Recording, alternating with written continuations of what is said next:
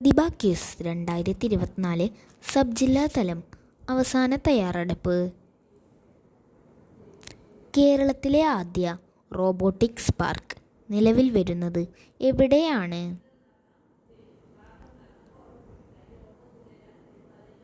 ഉത്തരം തൃശ്ശൂർ.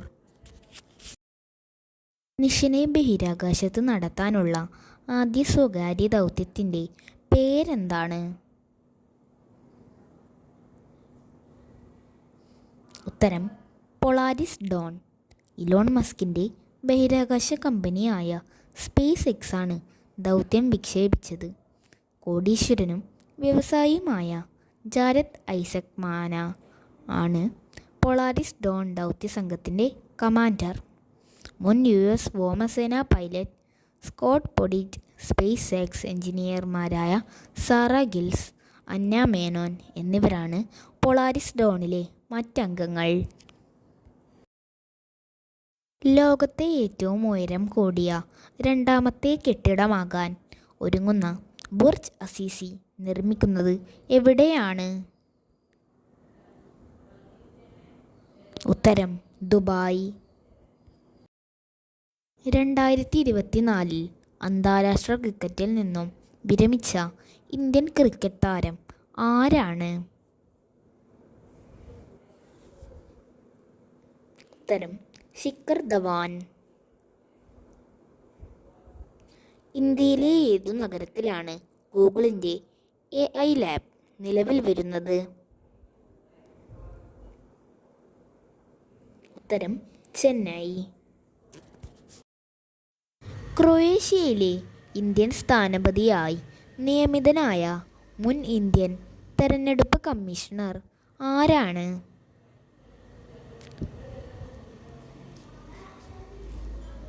ഉത്തരം അരുൺ ഗോയൽ. അടുത്തിടെ ഏത് സംസ്ഥാനത്തിൻ്റെ ഔദ്യോഗിക ഫലമായിട്ടാണ് കാജി നേമുവിനെ പ്രഖ്യാപിച്ചത്?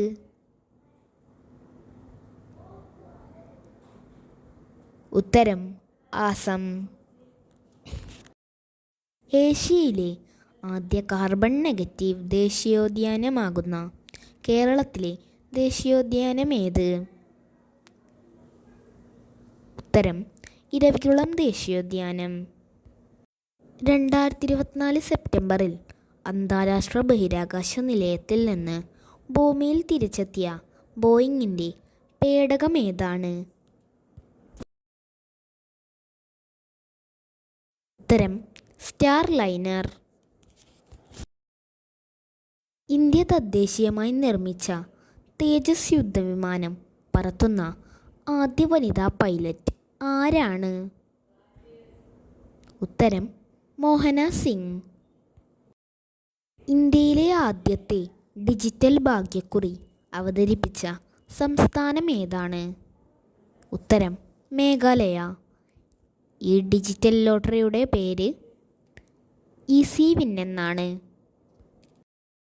തദ്ദേശ സ്ഥാപനങ്ങളുടെ വാർഡ് വിഭജനത്തിന് വാർഡ് മാപ്പിംഗ് നടത്താൻ ഇൻഫർമേഷൻ കേരള മിഷൻ തയ്യാറാക്കിയ ആപ്ലിക്കേഷൻ്റെ പേരെന്താണ്?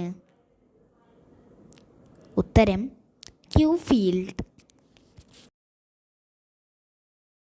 2024 ഒക്ടോബറിൽ പുറത്തിറങ്ങുന്ന വിറ്റ്നസ് ഏതു കായിക താരത്തിൻ്റെ ആത്മകഥയാണ്?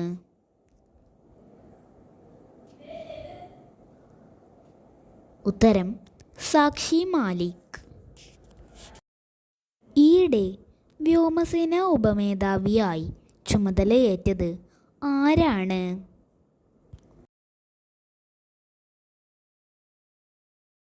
ഉത്തരം എയർ മാർഷൽ തേജീന്ദർ സിംഗ്. മഹാരാഷ്ട്രയിലെ ഇത്യാദി റെയിൽവേ സ്റ്റേഷൻ ആരുടെ പേരിലാണ് പുനർനാമകരണം ചെയ്തിരിക്കുന്നത്?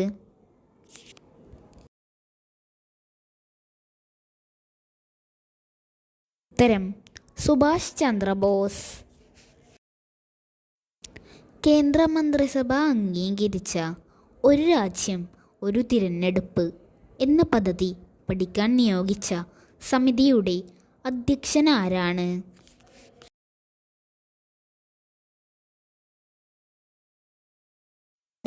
രാംനാഥ് കോവിന്ദ്.